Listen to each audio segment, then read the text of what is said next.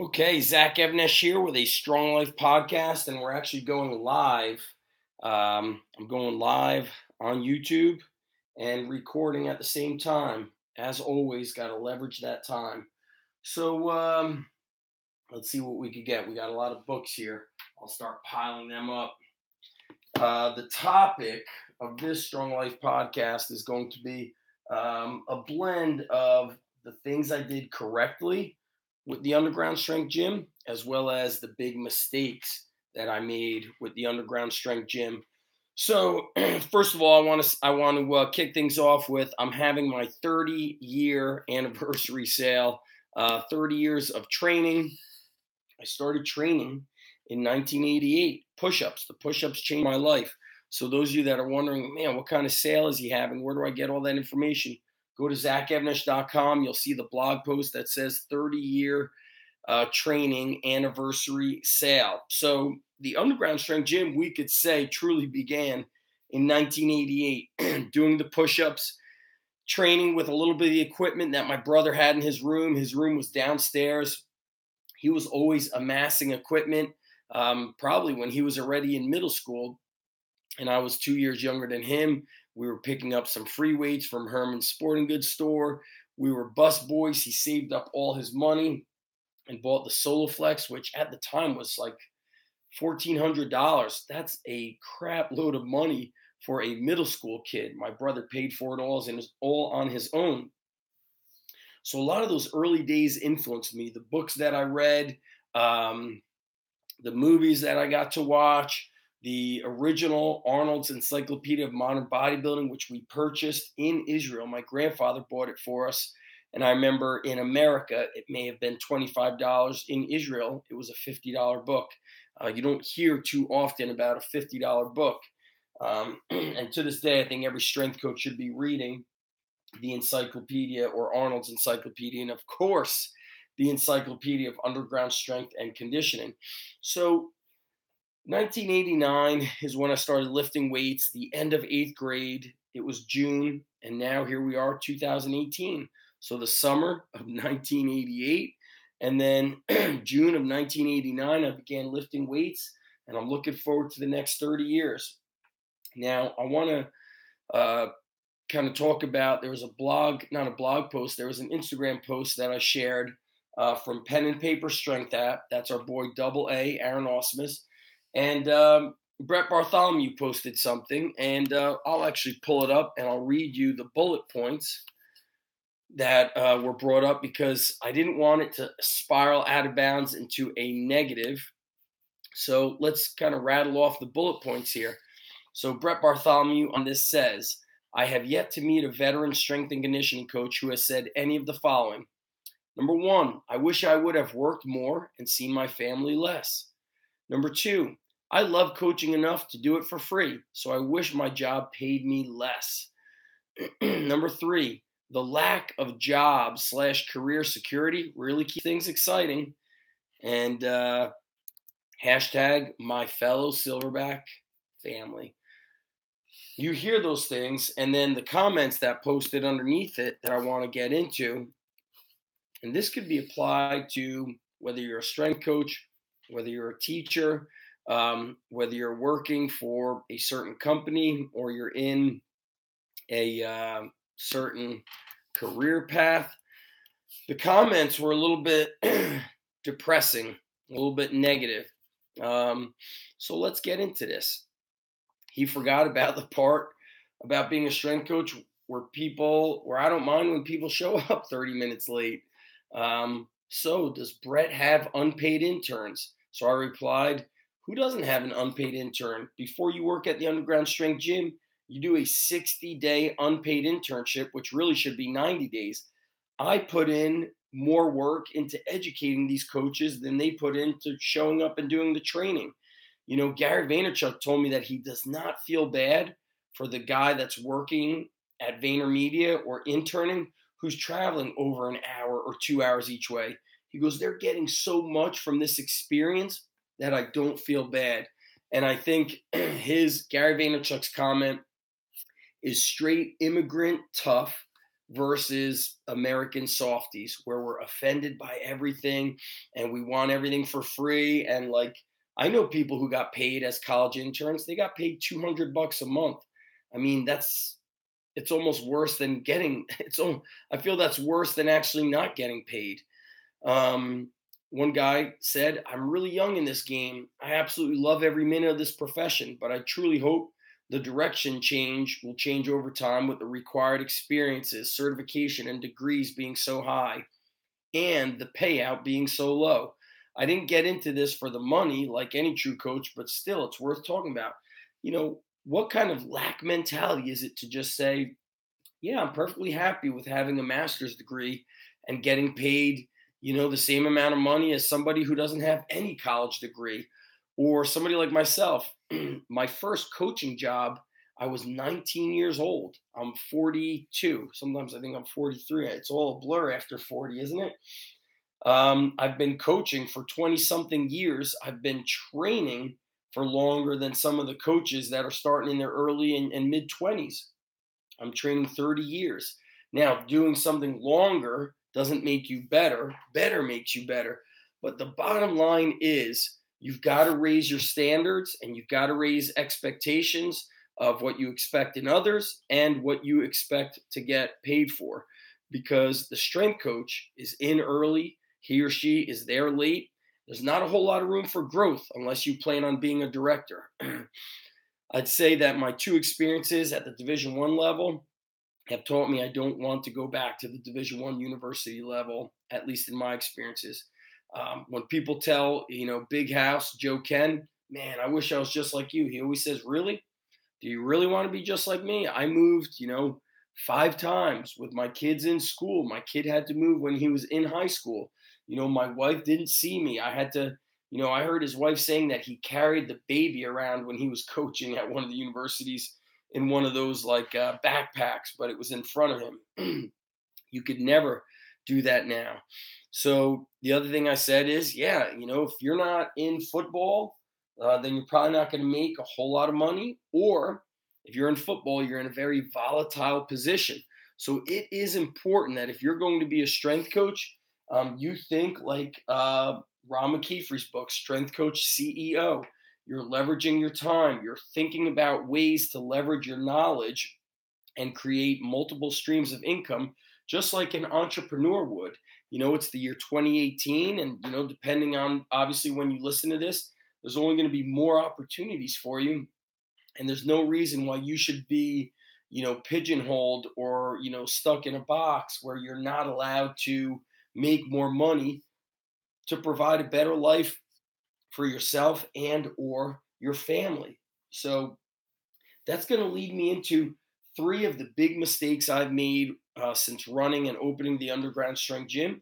And I'm not talking about when I started training athletes out of my garage. If you want to hear that story, I would look up the first Barbell Shrugged podcast I did with those guys. They did a tremendous job of asking me about how it all started, the story behind how I began training athletes, the garage days, the days out of my parents' garage. So listen to that. So I want to get into 3 mistakes. When I opened the first warehouse facility of the Underground Strength Gym, it was 2007. We began painting in the middle of May. We set up the gym within 2 weeks, and then I opened up in June. And I was a teacher at the time. I opened up in June. It was very tough because I had somewhere like 25 or so clients, but I had a good amount of seniors who were going to college. So once mid-August came, I lost half of them. And then I think I was down to like 12 or 13 athletes. Now, what a lot of people around me who are not entrepreneurs, were saying, hey, man, there's no way you could just train athletes. You've got to train adults. You've got to do boot camps. And, they were basically looking at what everybody else was doing, and they were telling me that's what I should do. Now, at the time, there weren't really a whole lot of people running warehouse gyms. Very, very few people in the country were running a strength and conditioning warehouse gym. There were, infancy style CrossFit gyms. There were some boot camps, outdoors, indoors, but not a lot of locations that were just for athletes. So I was one of the few out there doing that. And what happened was when I started listening to other people trying to train adults, trying to, attract adults, I lost sight of the people who were coming through the doors, the athletes. The 12, 13 athletes I had were the ones I should have been focusing on. Instead, I was trying to bring in new members who were adults. And there's nothing wrong with trying to bring in new members, but I should have focused on what my heart was saying, what everything was all about, which was training athletes. Now, out of the garage, out of the two-car garage, the first house I owned, not my parents' house, we had football players, wrestlers, baseball players, and some of those football and baseball players were multi-sport. So they also wrestled or they played basketball. So we were training, those popular team and individual sports. Now, what happened was when I started getting a couple of new athletes coming in, the thing that was the right thing to do was very much what I still do today. We don't try to rush getting in a bunch of wrong people. We focus on bringing in the right people. So back then, I used a physical newsletter. I actually typed up a newsletter every month. Sometimes it would come out to like 15, 16 pages of a Word document. And I would share stories from within the gym. I would request for parents to refer other athletes and speak to other like-minded parents with like-minded athletes. And what was that? Hardworking, dedicated, want to be great, not good. As soon as I focused on who I wanted and asked for referrals because we delivered or over delivered a great product, great results, started getting more kids coming in. When those kids were starting to come in from like specific schools, I always reached out to the coach and offered any kind of volunteer help. Now, I don't do that as much nowadays. Back then, my daughter was a couple of months old. She was like 9 months old when I opened up the gym. Now, life is certainly more hectic, but what I do focus on now is not just word of mouth, but really requesting parents to not refer the wrong people to us. Please refer the right people. I still do a lot of outreach, but you tend to know, hey, if you're going to reach out to a football coach, they're probably not going to want your help. They're probably not going to respond to an email. That doesn't mean all of them are like that, but the vast majority simply don't want your help. So I learned to focus on certain people, certain types of people, and certain areas where I found kids were coming from. So you got to open up your gym in the right spot. Opening up in Edison was very central to a lot of highways and just easy access. Opening up my gym in other locations, those mistakes were way too blue collar, not enough money to invest. That's number one. Number two, that being the location, you could be in way too much of a chill area, way too much of a lazy area where those people are not into hard work. So it's important to find a place where for if you're running the kind of training I do, the warehouse gym, strength and conditioning, you're in an area that has blue collar mindset, yet they have the finances and they have the knowledge and the desire to invest in their kids. So mistake number one is don't listen to the wrong people. The wrong people telling you what to do who have no clue and have never ran their own business really can't tell you what to do. So mistake number one, be careful of who you listen to. Mistake number two, I make this mistake kind of going in and out, on and off again. And that's a lack of momentum. And I wrote down some notes here so you guys see what I'm kind of reading off of. But I wrote down that I lost momentum. I stopped doing things that always worked, stuff that I mentioned earlier, as well as personal development, which I was always big on before I was doing any entrepreneurial work. So in my early 20s, I was a second year teacher. I went and spent 2 weeks out in California. I stayed at my brother's friend's house. They were in the Israeli army together. I stayed for 2 weeks at his house. And every day I drove, I went to Muscle Beach. I worked out at Gold's Gym. I hung out in Venice and Santa Monica. I walked the streets, they're called like the walkways or the walk roads. And I looked at the houses and I just imagined myself living there. And the plan was actually to move there. I wanted to move to California. Spent 2 weeks out there, and I was a teacher. So the plan was I was going to be a teacher. I was probably going to become some sort of a trainer. This is the year 2000, maybe 2001. So I started in 98. Yep, it's the year 2000. And I met a teacher in California from California, and I asked him, and I said, I've heard that phys ed teachers in California, there's not too much phys ed teachers. The classroom teachers teach phys ed. I go, is there job possibilities for somebody like me? And he goes, you do like to bartend, don't you? And and what he was saying was, you're not going to get paid a lot of money. Probably going to have to be a bartender. Now, the internet was in its infancy. There's not a whole lot of knowledge about being an entrepreneur, growing, starting a business. Being a strength coach was even like a term you didn't hear. You kind of heard personal training business. So I bought, when I was in California, Tony Robbins' book, Awaken the Giant Within. And that brought me the next year to his seminar, Unleash the Power Within.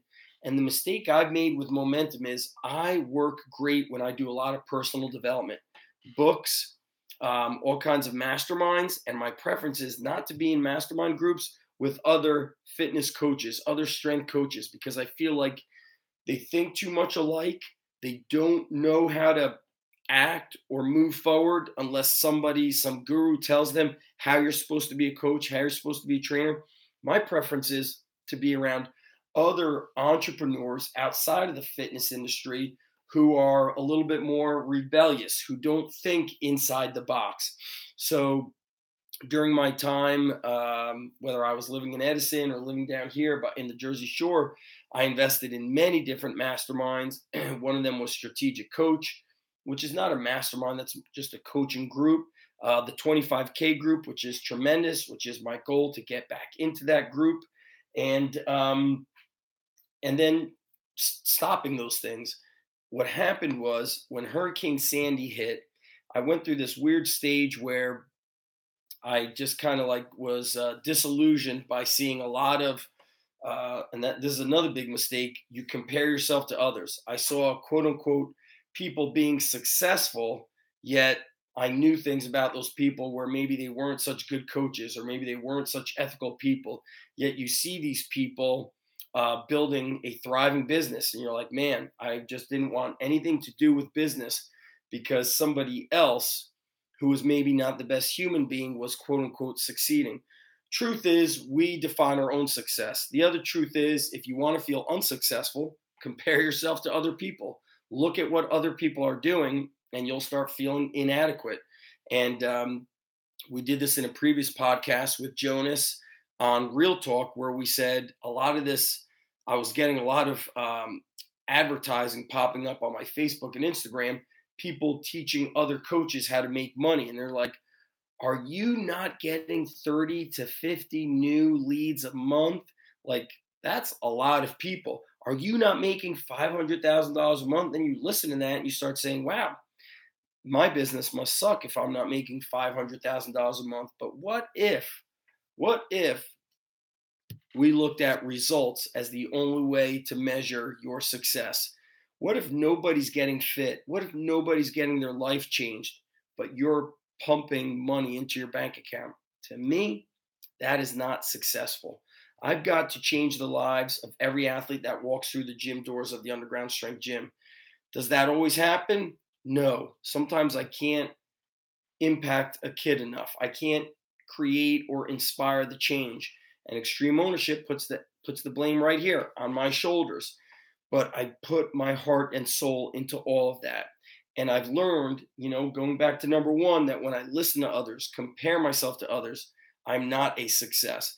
But when I follow my heart and know what the Underground Strength Gym is about, stand for something or fall for anything, there's many times where I've had to say no, where I've had to turn down business opportunities, career and job opportunities, sometimes for the money, other times, most times, for the ethics or the lack of ethics involved in the other party. And it's just not something I wanted to be about. So number two is you've got to continue to invest in yourself. If you don't invest in yourself, it's hard for you. It's almost hard for people to invest in you, right? You know, my buddy Alan Cosgrove said at a seminar so long ago, he said, how many coaches here have their own coach, their own personal trainer? You know, raise your hand. And man, less than a handful raise their hand amongst several hundred. He goes, well, you're all frauds. You want people to invest in you as a coach, but you don't want to invest in a coach for yourself. Then you don't believe in coaching. So if you believe in coaching, then you should invest in other coaches. And you know, you can see my phone here. It's piled up with books. I've got Craig Ballantyne's Perfect Day Formula and his Perfect Day course. Tim Grover, Relentless, 50 Cent, and Robert Greene, The 50th Law. Jay Abraham's book, Getting Everything You Can Out of All You've Got. Quotable, 10X by Dan Sullivan. War on Carbs by Smelly. I've got training books by Josh Bryant. I've got a bunch of books here by Stephen Pressfield, Matt Wenning's DVDs, Bill Starr's. The books are surrounding me. You've got to invest in yourself and read every day. And, you know, I'm not just talking about investing money, it's investing time. Keep the momentum going. My mistake was I was disillusioned with the fitness industry, the business, and all that stuff. And I said, I'm just going to immerse myself in coaching, and I'm out of all this business stuff. And I stopped holding seminars. I ended the live underground strength coach certifications. It was not in my heart. And as much as there's times where you got to listen to your heart, there's also times where you got to say, you know what? I can't just listen to my mind or listen to my heart. As Jocko Willink says, you know, when he talks about when you don't feel like exercising, he goes, nope, the mind doesn't get to vote. You don't even get a vote. We're training today. That's it. You don't get to even vote about it. So for me, I'm getting back to masterminds. I'm holding events every 3 months now. So we've got the Strong Life Experience coming up. I've got sales online going on. Like I said, the 30-year anniversary sale. Last month, I think I had a flash sale, or 6 weeks ago, on the Underground Strength System, because I said I'm redoing the Underground Strength System. It's going to become the Underground Strength and Performance System, and I've redid it. It's on sale now. And I said, if you buy the product on sale now, I'm going to give you the upgrade and the updated version for free. So I put myself really in the hot seat, a little bit of a pressure cooker. I not only created a sale, but I said, oh, I owe these people. I got to hook them up with a new and improved product. So keep the momentum going. Get, you know, right here to my left, I've got a whiteboard. You know, the Spartan Wrestling Camp was last weekend. Strong Life Experience coming up in July. 2 events coming up at my Underground Strength Gym. In the fall, an event coming up with Matt Wenning. New podcast going on with Spartan. You've got to move forward. If you slow down and you lose that momentum and you stop advancing, then you cannot conquer. You've got to, you know, attack forward consistently. Yeah, there's times to deload or reload, but you've got to keep the momentum going. Third mistake, guys, this is the last mistake I'm going to announce, and that is lack of wealth building. Now, here's what I mean by that. Wealth is something that's going to pay you for a lifetime without you always getting into the driver's seat and driving the thing and doing the very thing. So there's many ways to amass wealth and create wealth. You can have something that people would be willing to buy. That's a business or some sort of recurring systematic product.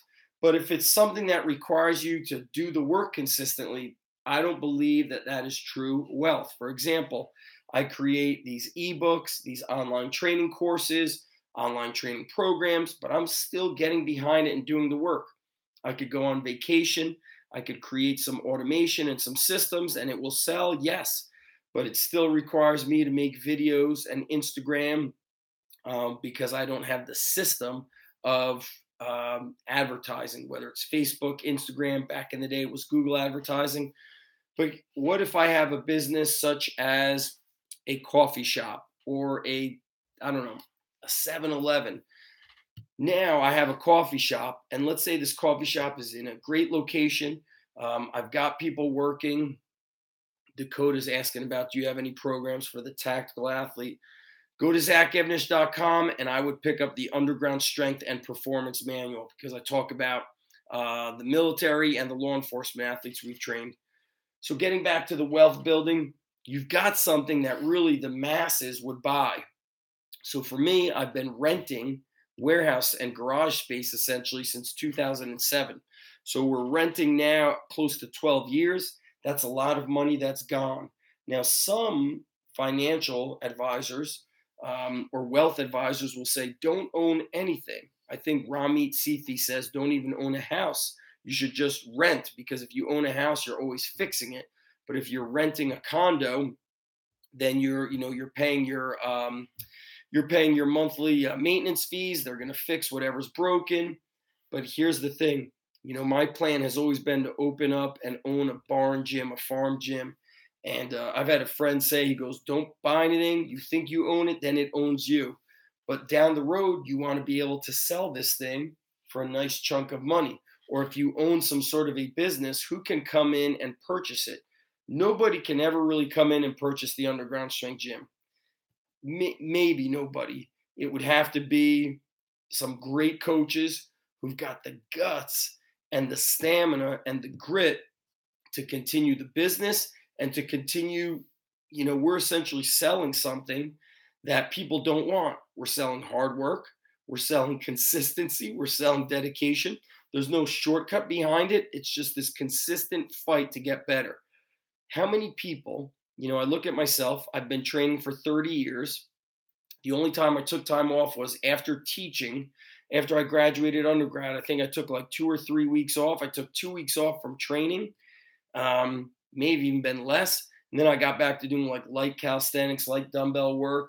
And then I got extremely sick this past winter, and I barely trained for a month. I mean, I had the flu, then I had pneumonia. I mean, I basically could run the gym and coach, and then I was exhausted. But other than that, I never stop. I usually train through being sick. So the mistake that I've made that I advise you to avoid is build up wealth. How can you build up wealth? I know of people that have sold gyms that are CrossFit gyms. Why? It's general population. Those kind of people have the money, they've got the finances, and they're basically it's a bigger population.